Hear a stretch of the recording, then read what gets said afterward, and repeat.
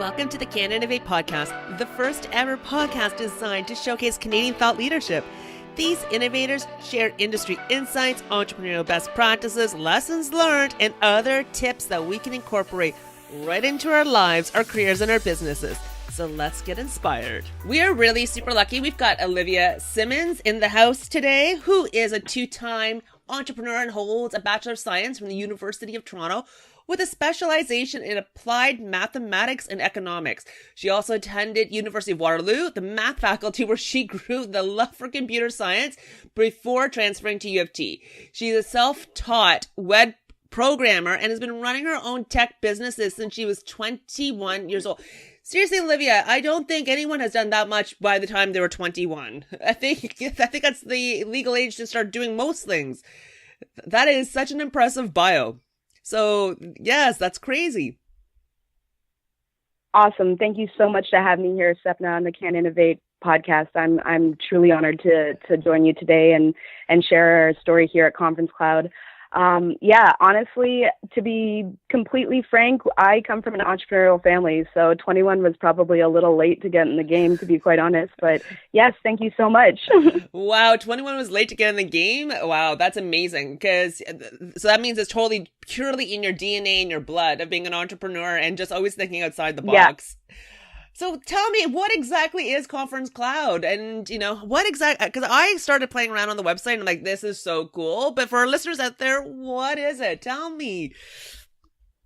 Yeah, absolutely, Sepna. ConfereneCloud is a fantastic new live streaming platform that we have specifically designed for conference organizers to live stream their content to external online viewers. Live streaming has been around for quite a while.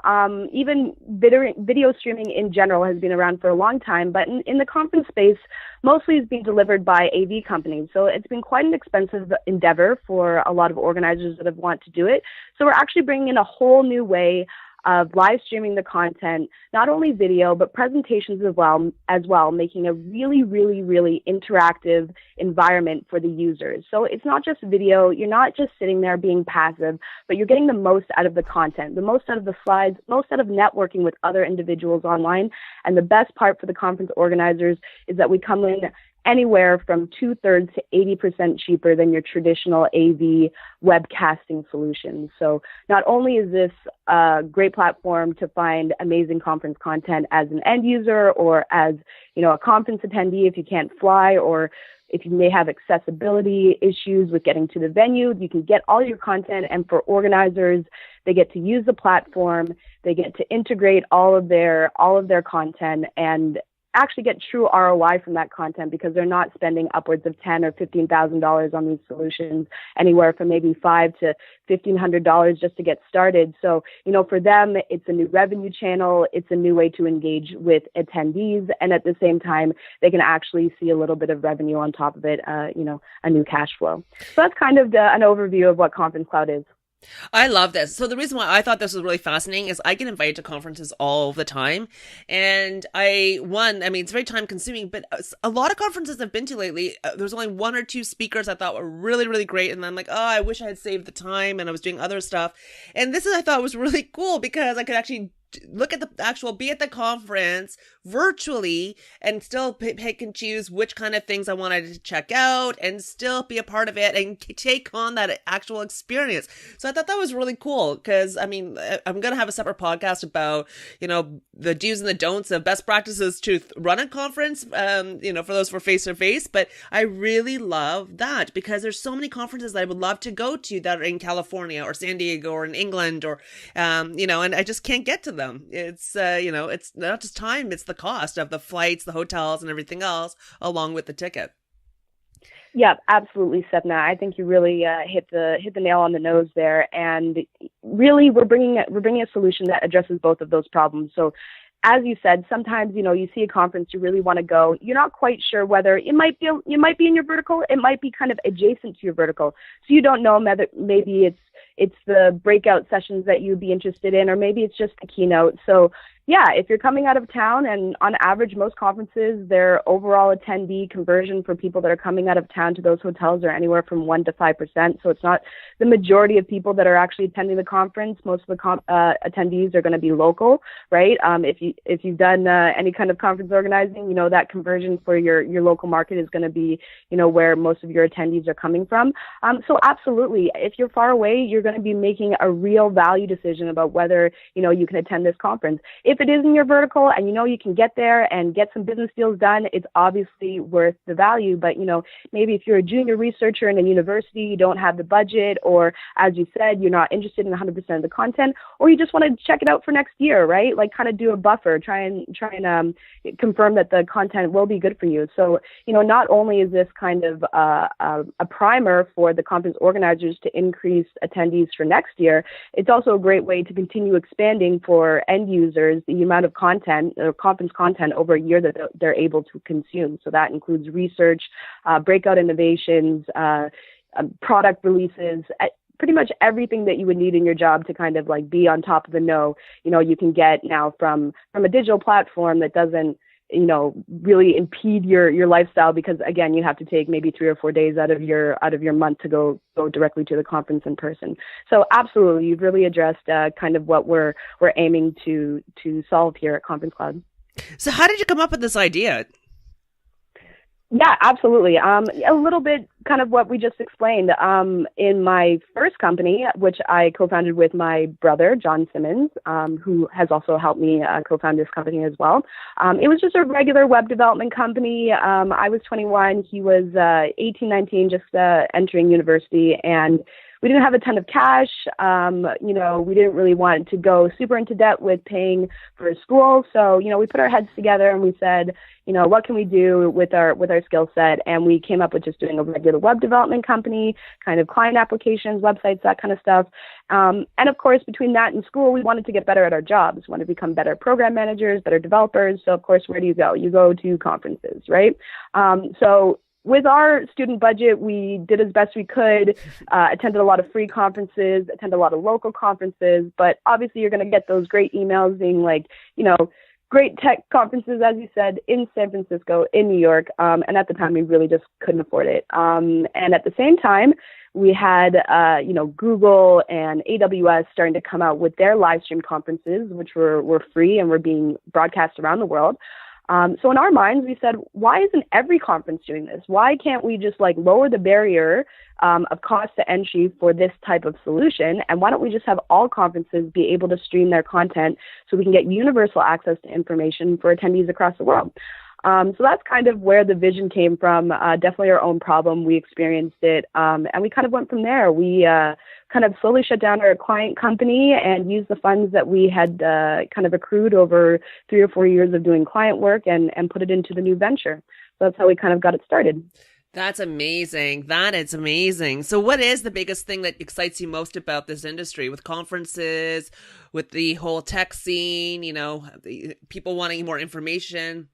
Yes, certainly, Sapna, especially with the technology industry in general and how it touches each and every sector. I think what is so exciting about conferences is that, you know, that content is, again, across every platform. So us in the tech industry, we can really bring a solution into this very established market. I mean, the conference and meeting industry has, you know, is probably more than 100 years old. I mean, people have been congregating forever, right? A very established industry, but really the technology solutions is how can we come to this industry and unlock all of that content, right?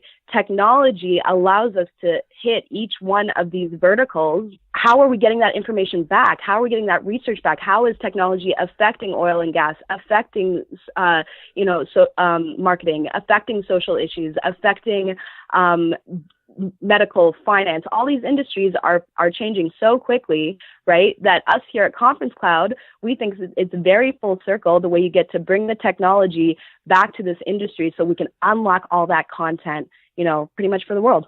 I love it because honestly, I don't know about anyone else, but I've become a bit of a Instagram live and Facebook live junkie. Honestly, I need to do more for our own podcast, but I've become a junkie, and there's sometimes people are streaming things from a conference, and I'm like, oh, that looked so good. I didn't even know that was happening. I wish I could have known about it. But is there kind of like a playback feature with ConferenceCloud? If I could get a virtual ticket and be able to go in and sign up and be able to attend those after the fact? Absolutely, Sebna. We've completely designed the platform from the ground up. Again, really thinking about how you get the most out of the content.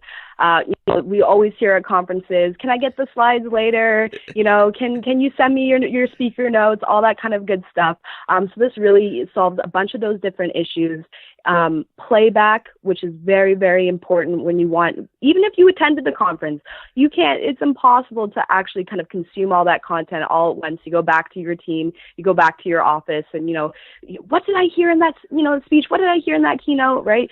So absolutely, on demand is completely baked into the model. And not only that, the link that you came to ConferenceCloud to view the live stream with is the exact same link you will come back to within usually 4 or 5 business days, depending how long the conference is, to get that on-demand material again, and that includes video and slides. So again, even sometimes when you're dealing with Facebook, all you kind of get is that video, and sometimes the slides are cut off, or sometimes it's picture-in-picture. So we've really done a great job to make sure that you get the most out of the content.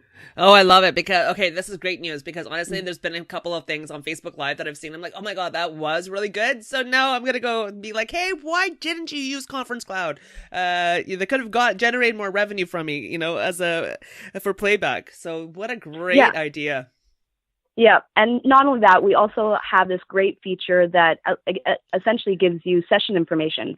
So, if you're going to use a livestream.com, a Vimeo, or, Periscope or Facebook Live, something like that, it really is kind of just the video, and it's kind of a never-ending 12-hour stream of video, and you kind of don't know where one session started, you don't know who's talking, their background, all that kind of good stuff. So also on ConferenceCloud, we've really done a great job in making sure you get the information not only about who else is joining you online, but also the speakers, what the content is, when the next session is coming up, agendas, all that kind of good stuff that especially for conference organizers is really key if they want to deliver an online experience compared to, Facebook Live. Honestly, you can live stream anything. You can live stream, cat birthdays. So, we really have come to the market with a product that is specific to conference organizers so that they can leverage that content. Oh, I love this. This is going to be a huge thing. I'm going to be a big advocate for you for sure. So being that you're like a 2-time entrepreneur before the age of 21, honestly, I'm trying to think of what I actually accomplished at the age of 21, and I don't think I accomplished anything. So do you have any big aha moments or lessons learned that you could kind of teach us newbies out there?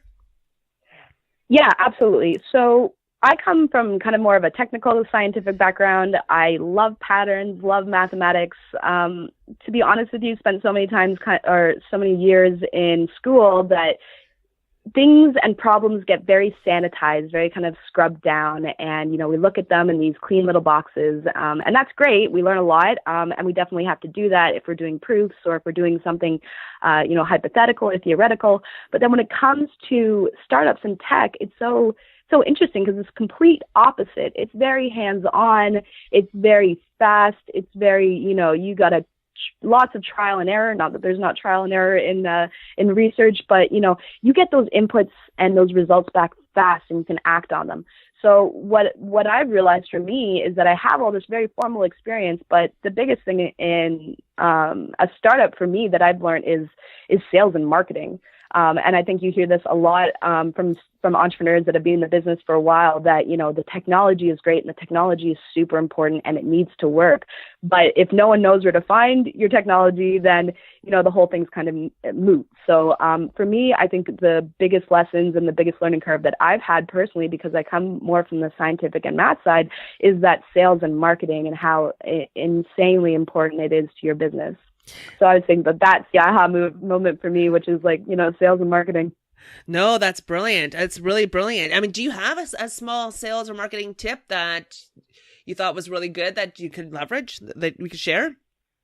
Yeah, absolutely. To be honest, because I was coming from a kind of a completely different background, I did all the 101 mistakes you can think of. So, you know, if you make these mistakes, not a big deal at all. But of course, I started with the traditional, I'm going to find a big directory of conference planners, and I'm just going to go through them. I'm going to mass email all of them, and we'll get a conversion rate, and we'll get all of our clients, and it'll be great, right? And especially because our product, there's a fair amount of involved. We have to get videographers. We have to make sure we confirm your venue, connectivity, all this kind of stuff. And obviously we're new entrant to the market that, that what didn't go quite as planned. So for me, we make a much more tailored approach with our sales. And when doing that, obviously when you're B2B sales, the decision makers inside these companies are going to be getting, 100 sales emails a day. So, follow-up is super, super, super, super key. And by the way, I love the fact that you did the 101s for sales and marketing, all those things. So a long time ago when I first started doing call center optimization consulting, I actually went and got the call center book for dummies. And honestly, there was so much information in there to look at the basics, and people forget. And I'm like, right? And people forget some things. So you know what? Going back to the basics is good because it's there for a reason. Because So I think that's amazing. Especially in, because when you really get down to sales for tech companies and even sales in general, because a lot of sales has gone online. You have your CRMs. It doesn't matter if you're in a physical business yourself, you're probably still selling online in some capacity. These sales methods and techniques, they change so quickly, right? But I think that the basics kind of stay the same, right? And the basics are that everyone's kind of human, right? And they deserve a kind of a human touch as much as possible. So absolutely. I think the basics are kind of, even going back to before the internet, the basics for selling to people kind of stay the same, but, making sure that you can add your sauce about, staying abreast of new techniques that are out there is great. But, 101 is key. Yeah. I love that. And do you have any advice for other kind of aspiring or budding innovators out there? I mean, like I said, you're now a 2-time veteran and you're doing this, like you must have some kind of advice that you might want to, if people are scared to kind of plunge in. Yeah, absolutely. Really, over the years, there's no line, unfortunately, we've spent so much time, we have great public education system here in Canada, and, we have so many great post-secondary education options. So, we get into our head that, it's all about these, not that milestones isn't the correct term, but I guess, we're very much looking to the next rubric level, the next kind of curricula, right? And I think for startups, you kind of have to get away from this notion of, that someone's going to be there and they're going to give me a mark and I'm going to be able to measure and all that kind of stuff at the beginning, because at the beginning, it's all kind of, it's all murky, and you have to work with murky, and you have to be okay with murky, and you have to have emotional kind of flexibility to do the best you can with maybe not all the resources you have, or maybe you have to split your time between school and your startup, or your daytime job and your startup. No one's necessarily just going to come along and, because you have a great idea, give you $500,000 so you can quit your job and do it, right? You have to do kind of a lot of legwork before that to show your value to even get that $500,000, right? So moving kind of away from the very rote and, structured, okay, grade 1, grade 2, grade 3, you're just going to keep moving forward if you work hard.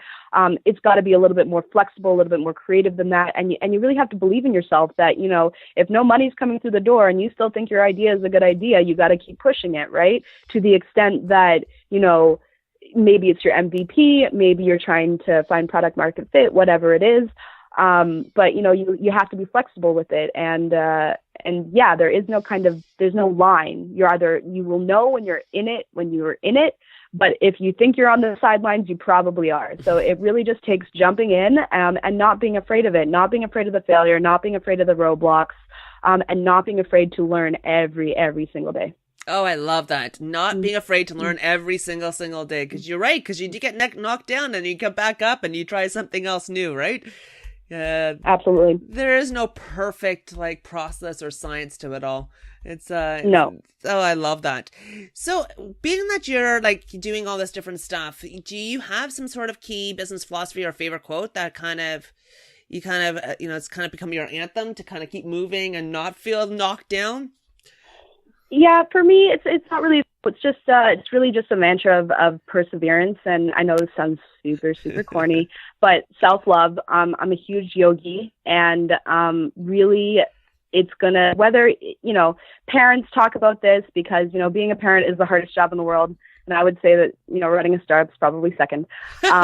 So in that respect, it really is just complete perseverance and self-love in the respect of your with respect to your emotional health, your mental health, and even your physical health, right? So a lot of developers love just sitting there for 16, 18, 20 hours at a time, sometimes developing. Salespeople are the same way. And I really think that over time, when you're young, that's great. And you can probably keep going. But, when you're going to hit those burnout spots, you're going to hit those roadblocks. And if you haven't been, caring for yourself enough, that's when you're going to feel it the most. And maybe you're not going to be able to make it over that hump because, at some point, you didn't put yourself first. So as much as you can, take those moments, whether it's a bath, whether it's, going out to play your favorite sport, whatever it is, you got to keep yourself kind of first, but keep on persevering. I love that. That's really good. Now, I'm a bit of a tool junkie, so I'm always looking for new tools and tips and tricks or whatever it is to keep me kind of productive. Because anyways, I don't know how I became a tool junkie and an app junkie. So do you have some sort of popular productivity tool that you kind of utilize to kind of stay on top of things? Yeah, absolutely. I feel like in this day and age, you pretty much can't not be a productivity or an app junkie because that's literally the world we live in. But just, the very standard ones, the very kind of popular ones, as you mentioned. Asana is great for to-do lists. Really, really love those guys. If you don't know a little bit about Asana, these guys literally were at Facebook and wanted to develop a better to-do list and kind of agenda app for themselves internally at Facebook, developed this great tool, and it was so gangbangers inside of Facebook that they spun it out to a whole company. So I think the guy was like number 4 at Facebook or something like that, and he started Asana. So I use that one. It's really, really great. And I also wanted to mention Close.io for sales. It's a company that went through Y Combinator. They're a startup themselves, but I've used a bunch of them, Salesforce being obviously the most popular one. And, for startups, or if you have a small business out there, I really, really love Close.io, mostly because it just gives you amazing visibility across all of your different team members. So amazing tracking. So it doesn't matter if like my teammate sends out an email, I'll be able to see it and like know that they did it if they didn't CC me, because that always drives me nuts. It's like, why didn't you CC me? I don't know if it's done or not, right? And just gives you great follow-up, great kind of direct calling, auto dialing, they'll leave the auto voicemails for you. So it's just a great platform, and it's like under $100 a month. So at a price point and what they do, Close.io, I think is really great. Oh, I gotta check this out. I am definitely gonna check this out because I love that. And by the way, thank you so much for letting me be an app junkie and validating it. Because sometimes I feel like I'm always looking for the next best thing, and I should just stick with what I have. But which, by the way, it always kind of defaults to pen and paper. Right? And to be honest with you, I have an agenda. I love writing things down, and I think that having both isn't a bad thing because, even when I was going through school, because I'm more in the math department than like the arts department, we still use notebooks forever because it's really like, it takes a long time to try and type symbols, right? And I think that writing with your hands really puts information differently in your brain. So I definitely suggest that. Keep notepads around, keep little doodles around, don't do tech all day, all 24/7. I really do applaud you for that. Oh, you're amazing. You're amazing. You're totally making my day. I'm going to have to definitely buy you coffee for sure after that. So is there kind of a book or anything that kind of inspires you that kind of, or resonated with you? It could be fiction or nonfiction. Yeah, I am. I'm a big reader. Most of my stuff is, I love I love deep science books for when I have to kind of get away from the tech world. But when it comes to business, I do love the podcast Sales Hacker and Econ Talk. And as books, I really feel like it can be, for me, it's a great way to just reconnect with my idols, my inspirations. Sometimes those people aren't always living. So I do enjoy kind of the nonfiction books to kind of get that slow kind of take a step back and kind of revisit what other people have been thinking about in other kind of places and times and how that might relate back to you. And I kind of enjoy that as well. I love it. I love it. So you already mentioned that you are big into self-love and meditation and all those different things. And I'm guessing you don't get a lot of time for downtime, running all these different pieces of the puzzle of a startup. So is there kind of a favorite Canadian hotspot, a restaurant, festival, town that you kind of gravitate towards just to it's kind of like your place, your secret place?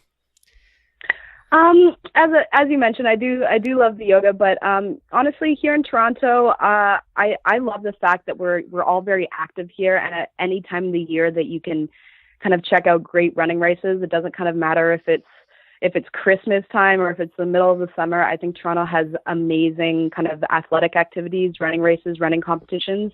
And I am going to throw in, if you are ever kind of in the city, that there is yoga at our aquarium at Ripley's, which is amazing. You can do yoga with the stingrays. I think that's an amazing experience. And I also wanted to add that if you are coming in to the city, or if you're coming in, maybe to do some meetings, you're in the tech industry or something like that, I'd really, really encourage you to take a couple of extra days and book some time either in Ottawa or in Waterloo, which are really, really close towns and cities, that you can continue getting amazing tech meetings. There's amazing universities at both of those spots. So if you're coming in Toronto to do some business, I definitely encourage you that if you're in the tech industry to also check out Waterloo and Ottawa within the Toronto corridor. Oh, amazing. Amazing. I mean, Olivia, seriously, you're such a source of inspiration at such a young, fascinating age. Honestly, how can our listeners connect with you afterwards? You can definitely follow us at ConfereneCloud.co on Twitter. Check me out on LinkedIn. You can connect with me on LinkedIn. We can start a conversation there. Or feel free to email me at Olivia@ConfereneCloud.co or visit us at our website, ConfereneCloud.co. And I'm going to have all these links in the show notes so everyone can just click and connect away. Thank you so much, Stefna. It was an amazing, amazing experience. Thank you. Thanks for tuning in this week. I hope you enjoyed this episode as much as I did. And next week, I got another really fun episode. You'll be surprised at the topics we're going to cover. But anyways, in the meantime, you don't have to wait till next week to connect with us. You can connect with us always on all the different social media links.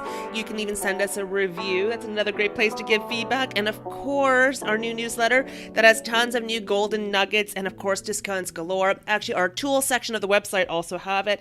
And please feel free to nominate another innovator out there. And I can't wait to talk to you next week.